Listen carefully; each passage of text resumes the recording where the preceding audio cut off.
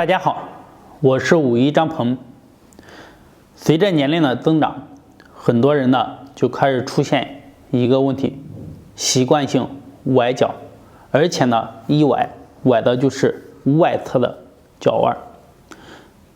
随着我们呢走路多了，或者是受寒比较多，或者腿长时间走路，这些肌肉变得比较僵硬，尤其是你的小腿或者小腿外侧变得特别僵硬。这个时候呢，它失去了肌肉应有的弹性来保护你的踝关节，你就非常容易崴脚。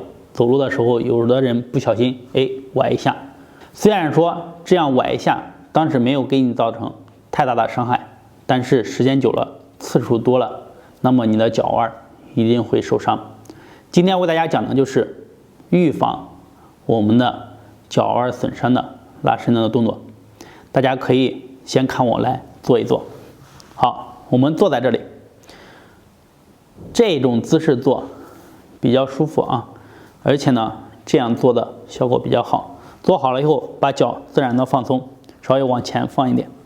好，我先给大家示范啊，手呢扶着我们的膝盖下方，1、2、3，好，就是这样，非常容易。下面呢，我为大家讲解和示范。我们坐在这里，全身放松，先以一边的为例啊。好，做好了以后呢，脚趾都放松，把手放在你的膝盖，好，两个手可以掐着。这个时候，我们脚慢慢向上抬，抬的时候，你手放到膝盖外侧这一条是能感受到被锻炼和拉伸的。好，抬起来，好，再慢慢的放松。这样是1次，好，放松，中间的可以稍微停顿，做的慢一点就可以。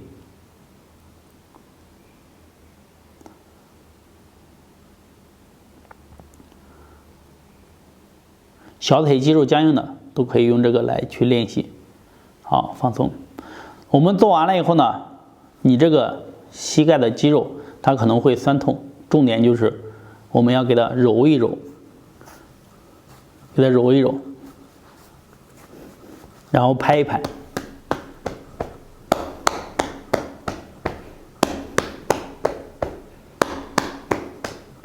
拍一拍。一般情况下，如果练习呢，我们每次上和下是1次，做10次为1组，每天做3组。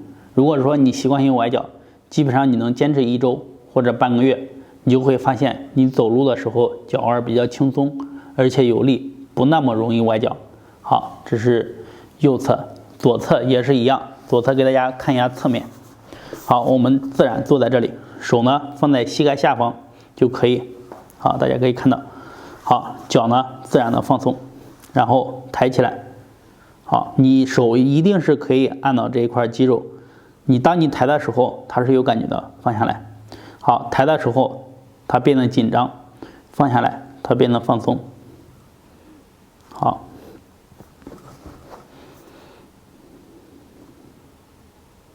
让自己最舒服。你另外一只脚你放的你自己舒服就可以。好，我们做养生呢，包括调理身体呢，以自己的身体感受舒服为第一要位。好，只有你舒服了，你做的效果才好。做完了以后呢，给它按摩按摩，把这肌肉按摩放松，一直到脚腕。好，然后再拍一拍。好，建议大家习惯性崴脚呢，两边都要做，这样平衡了以后呢，我们走路呢就更踏实、更稳，才会不容易崴脚。今天呢，我们就讲到这里。如果大家对养生运动还有什么问题，可以在下方评论留言，或者和我私信进行交流。谢谢。